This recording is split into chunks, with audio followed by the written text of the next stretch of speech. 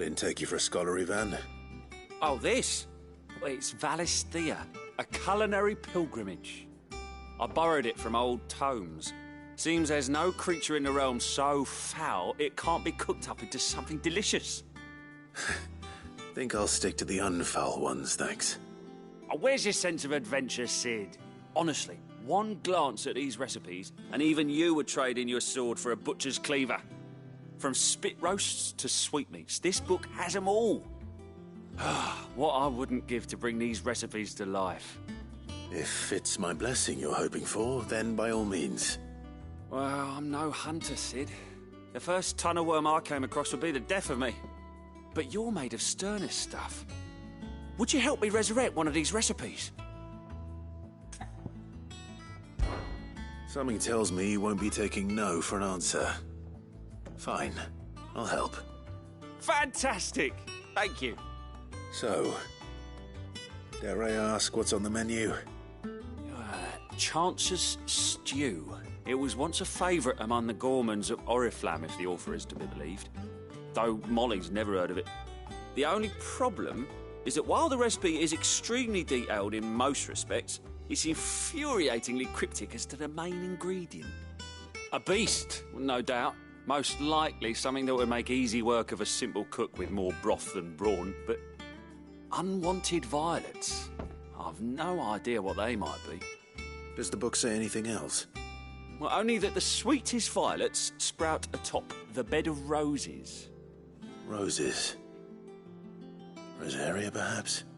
One of the butchers in Martha's Rest might know something. I'll ask next time I'm there.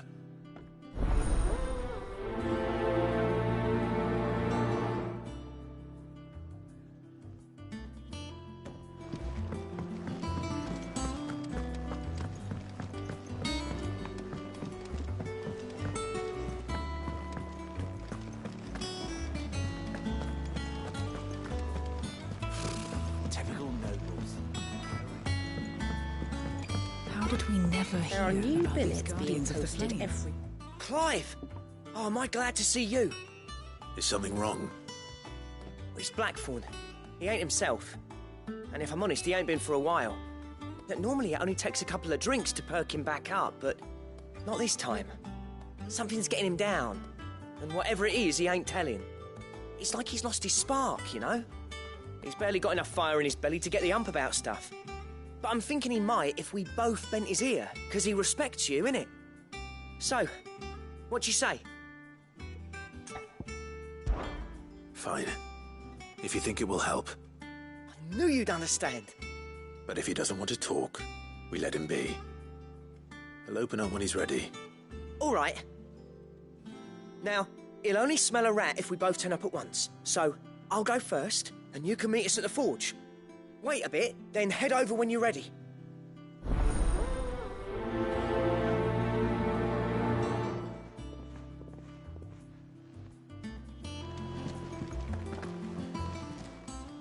How are you doing? Anything catch your eye? Seen enough?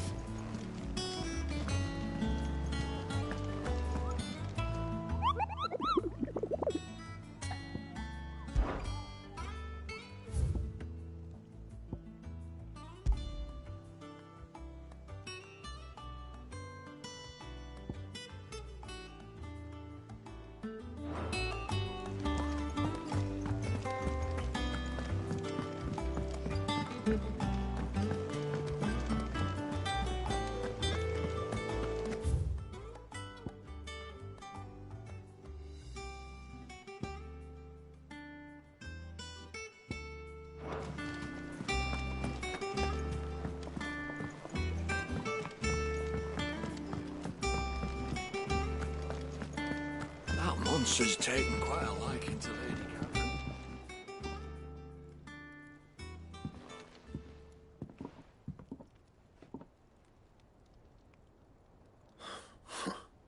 First August, and now you. What are you pair up to? What's it got to do with me? August was worried that something had been weighing on your mind. I thought you might want to talk about it. Did you now? I told you not to stick your nose in my business. What'd you go and do? Clive just wants to help, innit? What's so bad about that? Talk to him. You never know, you might feel better for getting it all out in the open. Please, mate. I'm worried about you. Phil shut you up. It's nothing, really. Stupid.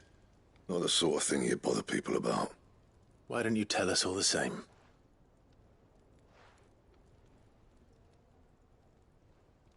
Karen and I have an arrangement. I keep an eye on Goots, and she shows me what the competition's up to. Interesting arms and armor, things like that. Anyway, the other day, she shows me a cuirass she's come by. Masterpiece of level work. Light, supple, and tougher than it had any right to be. Made my stuff look like every clumsy shit. I should have brought the bastard thing there and then just to study it, but I was too proud.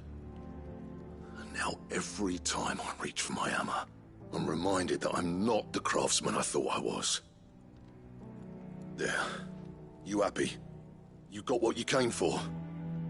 Now piss off. All right. We're going.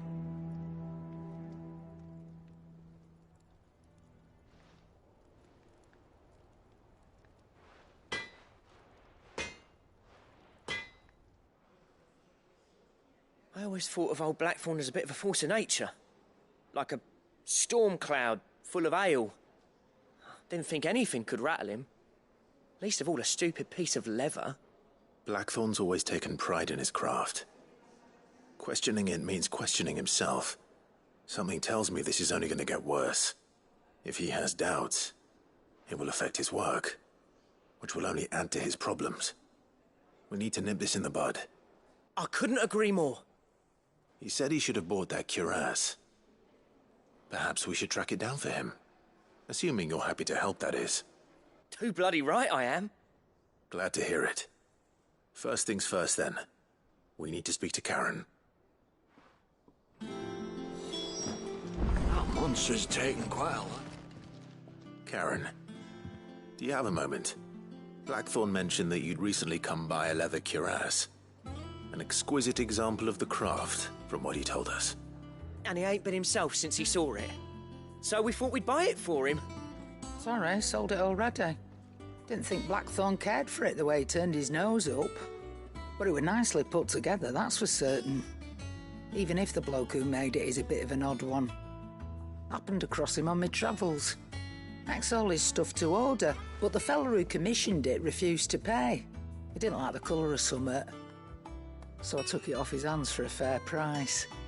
You don't know where we might find him, do you? Like I said, he's a bit of an odd one. Doesn't even have a workshop. He don't trust hunters neither, which means he spends as much time out tracking beasties as he does working their hides. I see. He did tell me something, though. Apparently, his next commission's for a set of griffin hide greaves. Here, there's a griffin on the hunt board. The curse breakers were placing bets on who'd bag it. Now, where the bleeding hell was it sighted? Somewhere in Sambrec, maybe? Care Northern, that was it. Thank you, Karen. We'd be lost without you. At least you admit it. So, it sounds like going after that griffin might be the best chance we have of finding our roaming leather worker. I'll leave the hunting to you if you don't mind.